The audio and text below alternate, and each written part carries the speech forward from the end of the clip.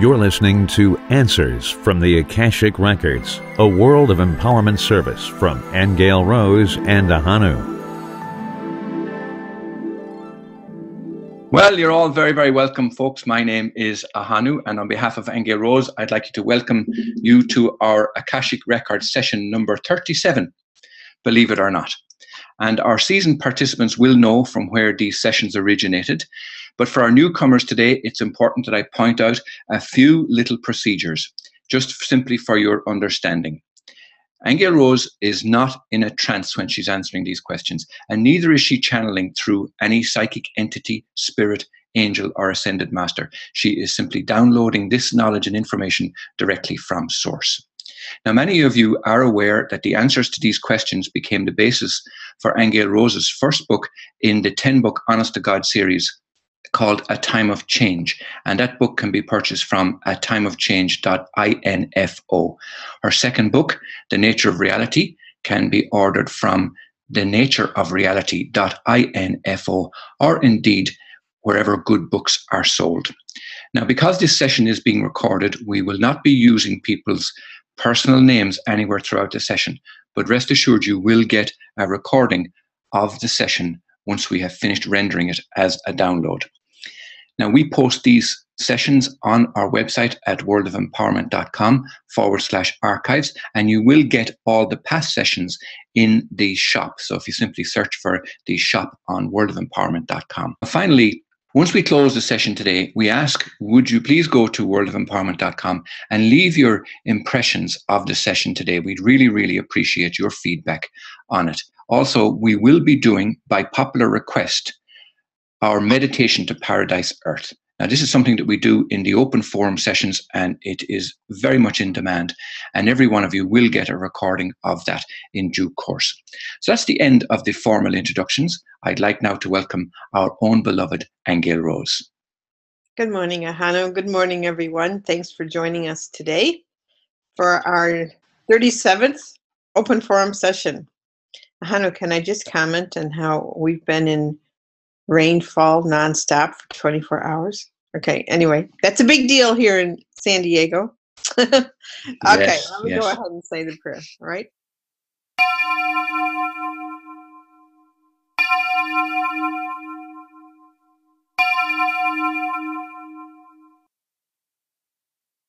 All right, we've got a beautiful blue light in the room today, which always indicates source's communication with us. All right, so go ahead, Ahonu. Okay, our first question today, Aingeal Rose, is about illnesses. Do illnesses we've had as a child stay with us in our bodies throughout our lifetime? Okay. Now, I've got a further little adjunct to that question, Aingeal Rose, if you want to lump them together or maybe treat them as separate questions. Do the memories of these illnesses stay there also? Okay, hang on. All right, well, what Source is saying is that not all illnesses stay in the body. There can be some that if they were never completely removed or healed, that those can stay in the body throughout the course of your life. Feeling I has is that sometimes whatever treatment you're doing for an illness or whatever your immune system is doing, many times there's actually lots of illnesses that pass through the body that don't stay. There can be some, though, that if they're chronic or if they've been long-standing in your system, that you can have remnants of that, depending on the treatment that you had, once again, when you had the illness. Okay, so if the remnants of the illness are in your body, then the memory imprint is there as well, because they look like they go hand in hand. Think of it this way, you know, when we've talked before about any experiences that we have, how they get recorded in the Akashic field immediately. So your memory of an experience, what happens during that experience, all gets recorded simultaneously. The whole picture gets recorded. So Source is saying that, yes, if you still have an illness in your body, let's say you had strep when you were young, or let's say some other colds every year or bronchitis that was a repeat thing, that didn't fully leave your system, then the memory imprint around that illness is also still there. Okay? Okay. Now, our next question, Aingeal Rose. What are the implications of those memories on our health as we get older? Okay. What Source is saying is it acts as an irritant. I find that an interesting word because it's saying that if you still have remnants of illnesses in pockets of your body, the memory goes along with them. And I don't know that the memory itself is the issue. I think it's probably the whole picture. It's the remnant of the illness combined with the memory, which makes it really one thing, actually, the way I'm seeing it. But Source is saying it acts as an irritant. In other words, it's something where the immune system always has to be busy trying to heal that. It does weaken other systems in your body gradually over time. Okay, so in other words, something that you would have had when you were young, once again, if it's still in your system as you get older, it's going to weaken your organs, it's going to weaken the area of the body that it's in. So it's kind of like a constant onslaught on the physical body and the immune system, which can lead to other illnesses later on, precisely because it's an irritant, it's already a weakened condition in the body. So it can affect your health as you get older. Now, there's a notion, Aingeal Rose, that we share our breath with everyone else on the planet. Does that mean that we also share our physical cells with everyone else? All right, well, let's see what Source has to say about that. So the whole idea of us being one body is literally accurate. Okay, so hang on. So Source is saying it is true that you do share. Obviously, you share the planet, you share the elements on the planet. We all breathe, we all exhale, we all inhale, we all exhale. So that is a relationship. That is a cyclical process that is going on in life all the time. We don't really think about it because we just say, you might be aware of your own breathing, let's just say, but not aware that you're breathing in the same air that probably has cycled the planet a few times. And we're all breathing this in and out. So when you exhale, okay, you are delivering out from your own system, let's call it waste or release or whatever it is that you're not using, that goes out into the planet and other people breathe that in. So it is true that you really are one body. You're breathing as one body. And we know when you pass away, the main thing that happens is you stop breathing. That gets you off of this planet. That gets you out of this particular cycle of in-breath, out-breath. So it is true that we're all breathing each other. So let me just go into, does that breath make our cells? And Source is saying, okay, there's a lot of factors to this actually. On the one hand, you can say that the breath you do take in does help create cells. So that does mean that part of your anatomy does encompass the anatomy of the world. Okay, so it isn't possible that we can be separated in that way. We're really one with divine breath. We're one with the whole thing. And that does mean that what's cycling around the planet, what gets inhaled and exhaled from other people does go through our bodies.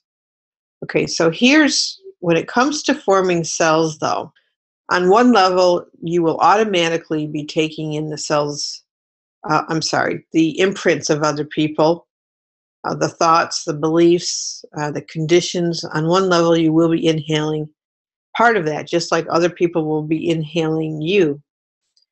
Okay, and this can affect the condition of their anatomy as well. So there is something to be said about the whole premise that everyone is us. okay, or we are everyone. So it kind of brings up this whole conversation that we might have in a minute about our perception of being separated. Because according to this, we aren't separated. We're all the cells of each other. Now, what can make someone seem individualized is because you perceive that you have your own thoughts and beliefs. You perceive that you have your own individual personage, and that also helps create the condition of your cells. So that is why the cells in one person's body might have imprints that somebody else doesn't have, let's just say. Okay, so we do kind of create, let's just say, a individualized cellular structure based on our thoughts and beliefs. But we still also do hold many things that pass through us on a daily basis.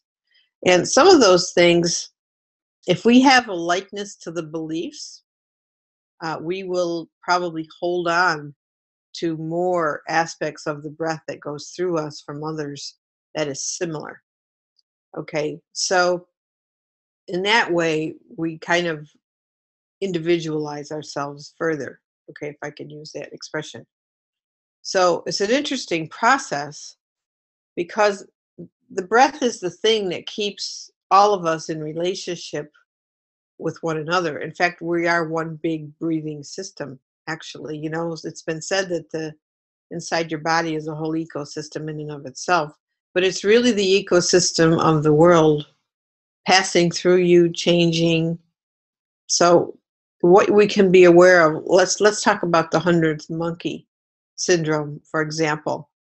You know, that's the belief that, you know, if 51% of a population of a species gets a message about a change in that species that happened across the world, the whole species will begin to incorporate that change.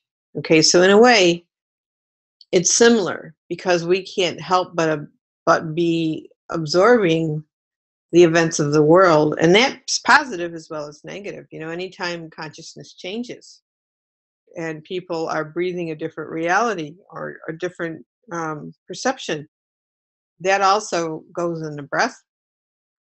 We all receive the benefit of that, and we all start changing.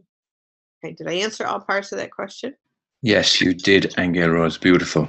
Now, what are the effects of scalar wave technology on health? Well, scalar waves, for those who aren't aware, have the ability to assemble and disassemble matter. So it can build up or tear down. Okay, so used correctly, used in a ethical way, scalar wave technology can break down illnesses and also build up, you know, new things in a body. It can improve the health or destroy the health, depending on who's using it and what they're using it for. So it's a science that we know a lot about, actually. You know, governments do know a lot about it, and I even feel that they know how to break down illnesses with scalar waves. They're just not doing it because, you know, there's no money in it. So they've had that technology for a very, very, very long time. So consider scalar waves actually feel like they have an element of sound and light within them. And as everybody knows, sound is the thing that breaks down matter. It can reassemble matter into beautiful geometric patterns, or it can disassemble them as well. So scalar wave technology has the ability to do this, and anyone who, like I say, is ethical and uses it to disassemble diseases in the body can also rebuild them. So it's got great potential, and it's something that should be out in the open in that way a lot more than it is. Aingeal Rose, our next question follows along those lines and asks, is sound healing more effective or more beneficial than light healing? All right, well, you know, we actually need all of these things to be healthy. But sound healing does have, again, the ability to disassemble and reassemble matter. The vibration, the tone of different sounds, they either dislodge or they build up. So, on a physical level, because our bodies are made of sound and light, but specifically the physical part of our bodies is predominantly sound. So, sound technology in that way, physically, might have the ability to do more things. Years ago, I actually became certified in a type of sound healing energy, and it did have a drastic effect on the physical body. So I would say in that context, it might be more powerful than light. But then again, we're kind of looking at where does a condition begin from? Because if it's strictly physical, or you want to work at it strictly at the physical level, sound will really do a whole lot in that way. But sometimes illnesses are still in the etheric bodies or the light bodies. So in those cases, you might need a combination of sound and light to cause a change. Okay, we all know too that sound can affect our consciousness. When we lay down and listen to a gong, for example, or crystal bowls or Tibetan bowls, but still, it's predominantly linked to shifting that goes on in the physical. It's not more powerful than light. It's just got its application more in affecting the physical realm and the things connected to that, where light healing would have a lot to do with a lot of the other layers of ourselves. Okay. Our next question, Aingeal Rose, is the Fibonacci spiral connected in any way to our seeming perception of this as a prison planet? Fibonacci spiral. Okay, hang on. Well, see, here's the thing. It looks like it is connected to a finite life spiral, but a finite life spiral that goes through a process of renewal. So the thing about the Fibonacci spiral, because it's finite, it means that it can create certain types of life forms. In fact, just about all life forms on our planet are based on it, in some way. That's how it gets its pattern. But it is also limited. It's limited in the sense that it is not a spiral that would be conducive to eternal life, let's just say. It holds within it a cycle. It goes through a particular rotation, a particular cycle, and then it comes to the end of the life force. That life force ends, and then, the Fibonacci spiral also allows life to begin again on this planet. Okay, so in the terms of wanting to extend a life form, have it live longer, the Fibonacci spiral is finite in that way. It's missing particular information, or let's say codons, that would allow a life form to live longer. Now, there have been people who have gone beyond that and actually incorporated a different program, into their biology. Science also has done a lot of work with the Fibonacci spiral, and they may have information that extends life forms and things like that. But predominantly, it's a finite life spiral. It's the spiral of nature on our planet, but it is not an eternal life spiral. So when you ask, does it contribute to the imprisonment? I think sources saying the imprisonment is kind of a strong word for it. Let's just say that it's limited in its eternal life capabilities. How's that? Super. Okay. Our next question moves us to Egypt, Aingeal Rose, and asks us about the Hall of Records. Is there a Hall of Records underneath the Great Pyramid in Egypt? It actually looks like we've got many Hall of Records on our planet. So what I actually see when you ask that question is areas that are dotted with underground data banks is really what they're calling them, okay? So directly underneath the pyramid, I don't think there's one directly underneath the Great Pyramid. There are some located not far away. Let me ask about the Sphinx because I know everyone wants to know about that. What I'm seeing is that there's a tunnel underneath the Sphinx that does lead to a library not far away from it. I don't know if it's directly underneath it or not. There was a Hall of Records in Ethiopia in ancient times. They've discovered a Hall of Records in Romania. But there's lots of places around the world where there's information that's been stored. But directly underneath the Great Pyramid, I don't see the Hall of Records. Our next question comes from a participant that asks about, just let me find it because it's related to this particular question. The Pyramid of Giza is exactly in the middle of the earth. Was it a power source, and what did it do?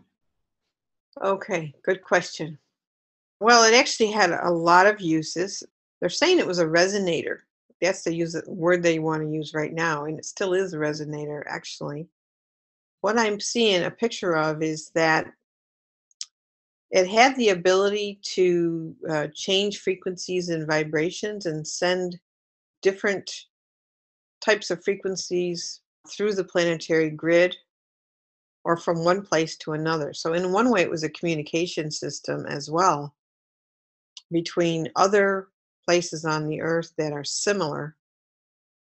Okay, but I do see it as a vibrational type of chamber. On a personal level, it was used to shift consciousness and also to realign people with particular star systems, calling in a particular frequency of star energy in certain alignments. So on one hand, they're saying it was a type of calendar that kept track of the heavens. On another level, it's saying that it was used to facilitate shifts in consciousness for people. It was a teleport system for those who were able for that. So it had levels. What I'm seeing is it had levels in its capabilities. Mundane level, communication system between other places on the planet,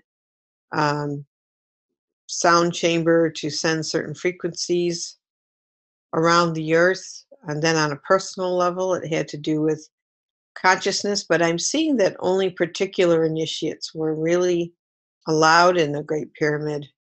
They had to be at a particular level of advancement in order to be able to use it for a personal resonator or a personal shift. So there is time travel, there's holographic stuff in the pyramid. It's actually much more than a power plant. Okay. Okay, that is super, Aingeal Rose. Now, our next question. Is time travel a reality now? Well, it's been a reality for hundreds of thousands of years, actually. Time travel has been a reality. A lot of ancient civilizations knew of this. And I'm not talking strictly limited to Egypt, let's say, or Atlantis. I'm feeling, during Atlantean, but even before, there was time travel technology. There is time technology now. Our governments of the world have been experimenting with this for at least the last 50 or 60 years. New discoveries are being made about it all the time. So it is here. It is here. It's here in a secret way with the governments of the world because, of course, their agenda is always who's going to have control over the world, the one with the most information.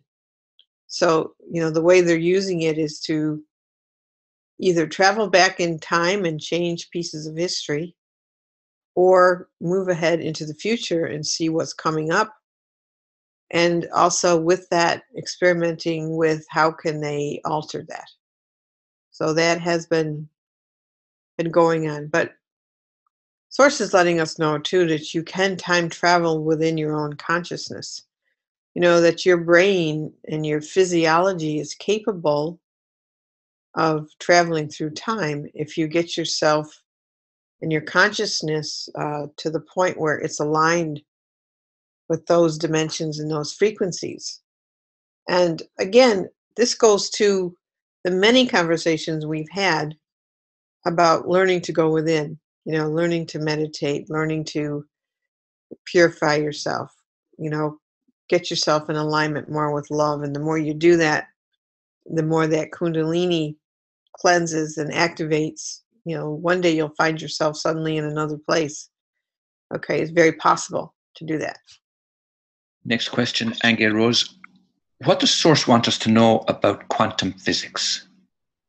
Well, it's saying that it relates to consciousness in the sense that, it is a physics that implies that all sorts of things can be changed in the moment. And it's one aspect of the way reality works or creation works. But Source is saying that a lot of it is consciousness dependent.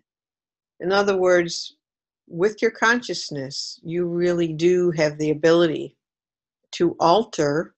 You can alter time and space. You can alter conditions in your life. You can do all sorts of things with your consciousness because consciousness interacts with the quantum field around us. Quantum implies that it is possible instantaneously to shift a paradigm completely from one thing to another. Okay, so the aspect that Source wants to focus on when you ask that question is the aspect of how your consciousness interplays with the life force fields around you, and that it is in a relationship and it does respond to your decisions. So miracles can happen. When we think of miracles, we think of miracles as being something that, alter the temporal order in an instant. And quantum physics has those qualities in it. It's the idea that reality can be moldable and changeable, and that our consciousness does actually interact with it. And we do form realities all the time with our consciousness in our relationship with the quantum field. Okay. As spirit beings, what is our purpose for being on Earth? Okay. That's an interesting one. All right. So what I hear Source saying is your purpose on Earth actually is really for enjoyment and delight and love and pleasure. Okay. And I don't mean decadent pleasure, but it's for the delight of life, the experience of life.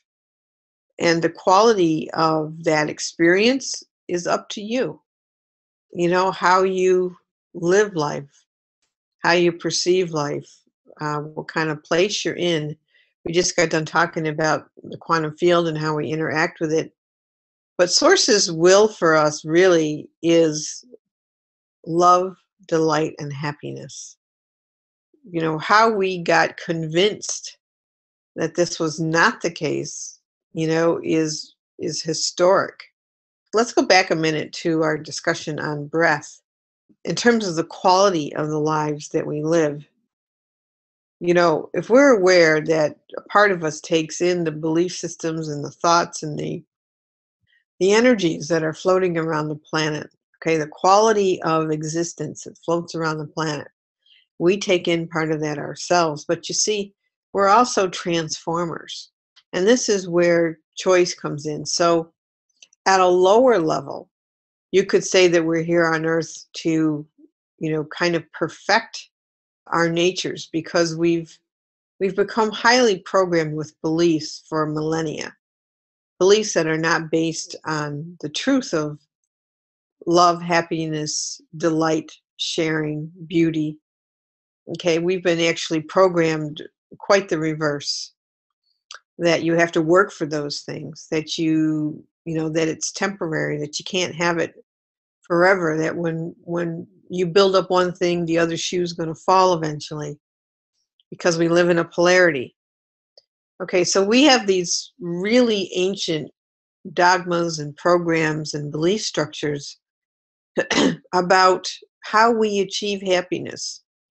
And there'll be some teachings that will say, you're never going to achieve happiness on this level because everything's temporary, going back to the Fibonacci spiral, Everything's going to eventually die, and you'll experience that loss and all of that stuff, okay? But the truth is we are human transformers, and we are here to change those programs at this level of what we are right now, because we're obviously not in a planet that is experiencing beauty and delight and love and cooperation and abundance. We're still, as a mass consciousness, we're still bought into a lot of these dogmas of up and down, good and bad. So we're actually here at this time period, part of us, to transform those old dogmas into the truth that there is a reality that is also here right now, by the way, that is delight and love and cooperation. But you don't get there, and you don't get to perceive that unless you become it. And this is part of also what we're doing here. But the purpose of life in general is for delightful expression, for joyous sharing of love, extensions of love, beauty, bliss, harmony. Those are the life principles. That is the intention of Source for life. But because we've been conditioned and lied to, basically, about all this for, like I say, millennia, this is the purification, this is the transformation that we're all in right now. And every time a person personally takes on that quest and clears up what's passing through their own consciousness and makes choices for beauty and delight and love and sharing, that contributes to the breath of the whole. So we help transform the world that way. Okay? Yes, okay. Thank you, Aingeal Rose. Now, onto a completely different subject altogether, and we want to know about Pan, P-A-N. Good old Pan. Yes, Okay. tell us about Pan. I love Pan. Okay. All right. Pan feels like it has a very primal energy. It is an actual being of the forest, of nature. So you could say that Pan holds a masculine pole of nature, where another type of female being would hold the feminine. Okay, but is predominantly a nature god, a nature spirit, who, again, keeps the forces of nature in harmony. But it does feel primal, it feels masculine, it feels like it is a tangible being that's still alive. It's not the whole of nature, but it's definitely a primal force of nature that works to keep things in balance. Pan's energy is, because it's primal, it's very powerful and can be used, depending on who's invoking Pan qualities, let's just say, for construction or destruction, for harmony or disharmony. And the thing is when people do rituals where they invoke Pan, what they're really calling in is a very powerful force of nature. And depending on their motives, in other words, it's not the being Pan directly who comes and does things for them, but it is the qualities of that collective energy called Pan, all right, that will manifest particular things. But it's a nature force. It's very powerful. It can be used to heal as well as destroy.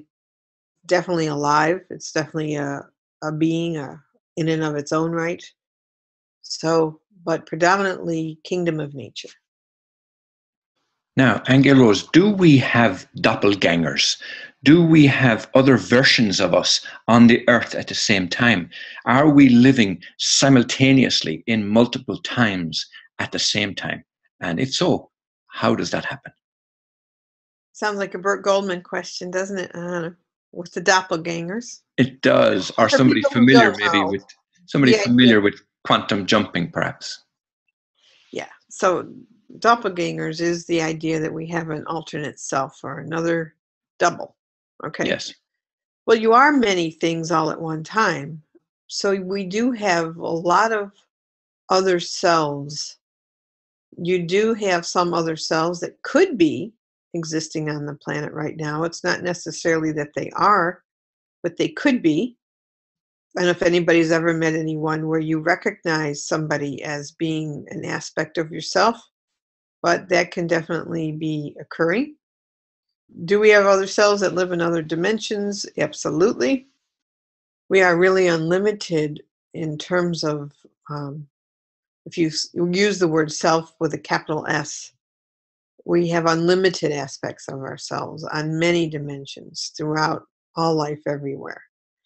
So, I mean, I've told this story before in a group, and I'll tell it again. It's that one night I had this dream, and in the dream there was a beautiful blonde woman who kind of reminded me of a Sufi person. You know, she was dressed in that sort of a white skirt and top. And she was up in front of this classroom and she was teaching hundreds of people. And as I looked at the people who were attending, they were all colors, all ages, all shapes and sizes. And I realized that not only was the woman up there teaching me, but so was all the students sitting in the classroom, me. And I remember it was actually a meditation, not a dream. And I remember coming out of that just with that awareness that, wow, you do have all these other selves all over that are all living their own, quote unquote, their own lives somewhere, having their own experiences. And all of this contributes to the enrichment of the soul. And here's another story. When when my kids were younger, or even in particular relationships, it seems to me that I always had people who were using some form of drug, whether it was marijuana or LSD or something like that, were always around me in my life. And I remember finally going into a meditation one time and saying, now, why am I surrounded by people who use? Because I don't, and I never had a desire. In fact, I shy away from all of that stuff entirely. And if I only looked at this life, I'd say, well, in terms of the law of attraction, you know, like does not attract like, because that's not something that I'm in. So I go into this meditation and I see that I have a multidimensional self who was a heroin addict. And when I saw that, I went, oh, no wonder. Okay. Or, you know, you could have another aspect of yourself who's an alcoholic or smokes or whatever, you know, and you could be feeling the bleed through of that into your life now. So again, we have to remember that we're all one. And so here's the thing, because it could lead to the next question of how do we get rid of the effects of negative selves, or okay, and the point is that it's not about getting rid of, it's all about inclusion. You see, because love accepts everything.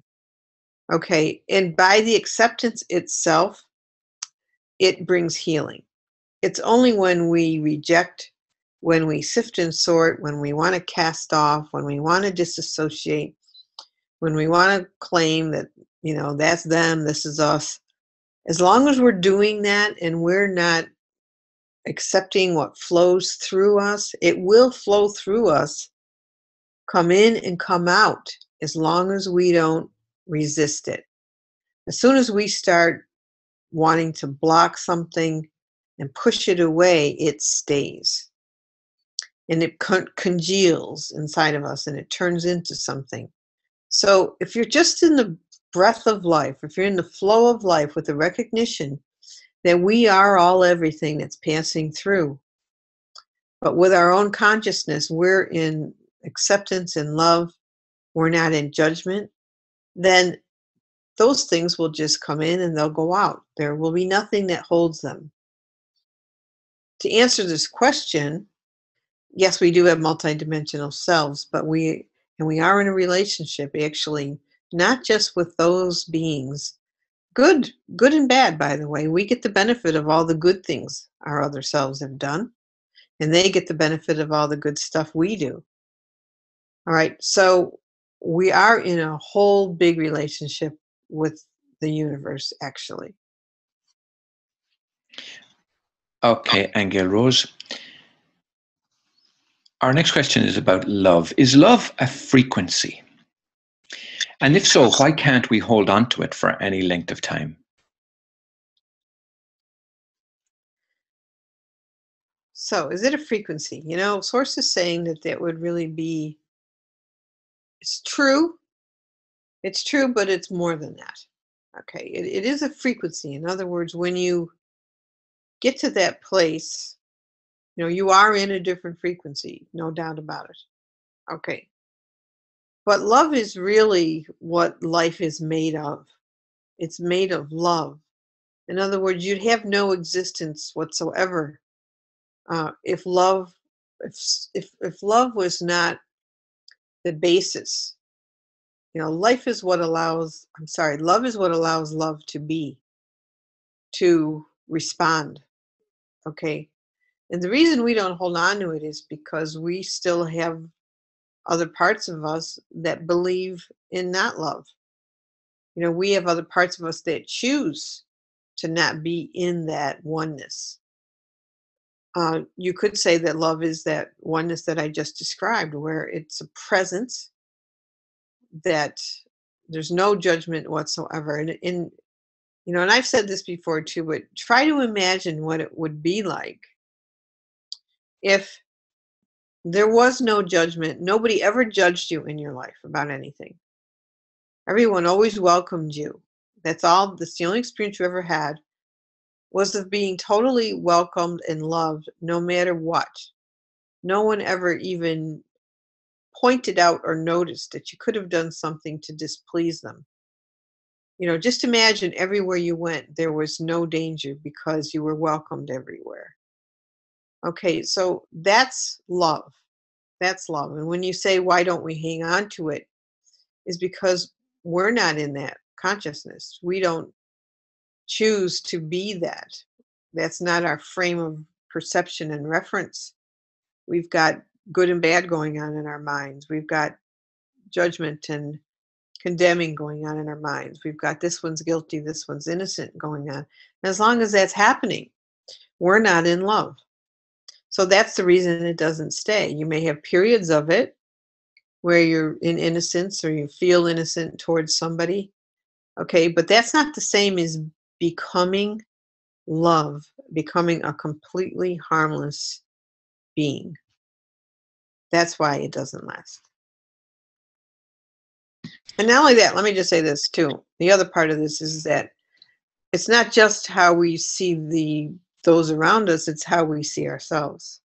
We see ourselves in a dualistic way. You know, we condemn ourselves, we feel guilty. Mm-hmm. You know, we don't completely love and welcome ourselves. And I think that might be the hardest thing to do in the process that I'm talking about, in terms of becoming love.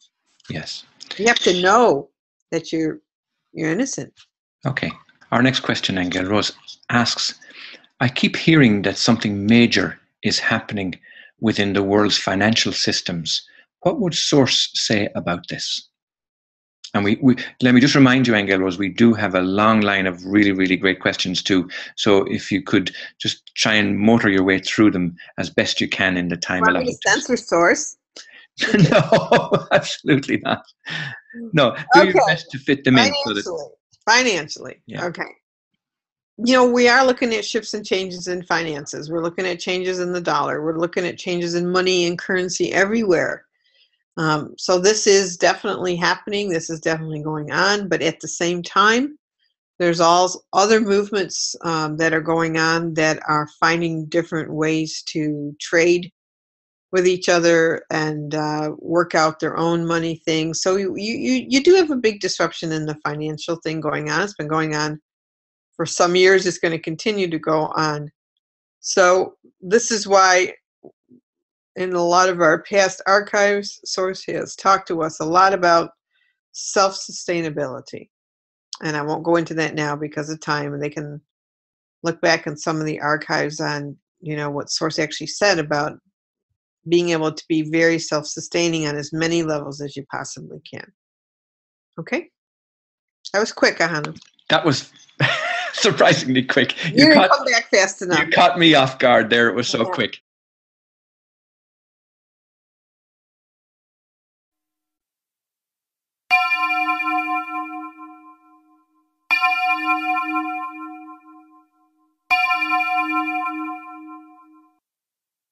You've been listening to Answers from the Akashic Records, a world of empowerment service from Aingeal Rose and Ahonu. To get the profound statements from the Akashic Records in your mailbox each week, log on to worldofempowerment.com.